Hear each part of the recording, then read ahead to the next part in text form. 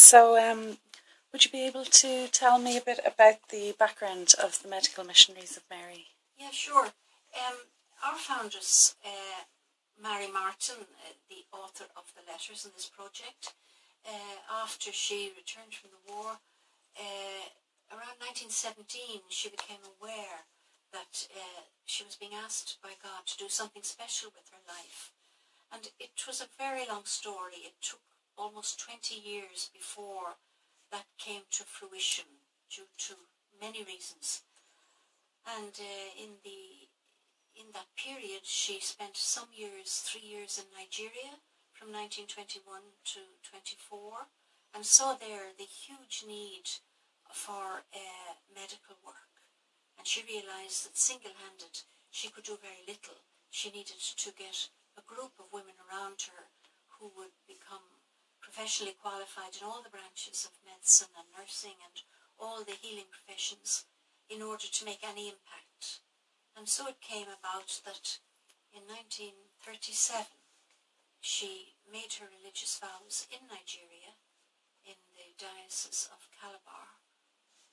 However, by then she was very, very ill with malaria, and she actually had to get permission to make her vows in hospital, in a government hospital in Port Harcourt, and was immediately put on a boat back to Ireland. It looked very fragile. It was quite a miracle and a mystery, but after that it began to flourish and grow. And today the congregation numbers over 400 women from 18 nationalities, and we're working in 14 countries. Just celebrated the 75th anniversary of our foundation in 2012. Okay, and to what extent do you think that her experience at the Battle of the Somme and in Malta affected her decision? The war changed her profoundly as a woman. Before the war, she came from a wealthy family where there was a very good social life, and she was obviously destined to be married in that social circle, a fairly narrow social circle, because there wasn't a very big Catholic population in that social bracket. And obviously she had several boyfriends, and a particular one mentioned in the letters was Gerard Gartland. The brother Charlie, her younger brother, Charlie, who went to the war, landed at Gallipoli in 1915 and died after his capture on the 8th of December 1915.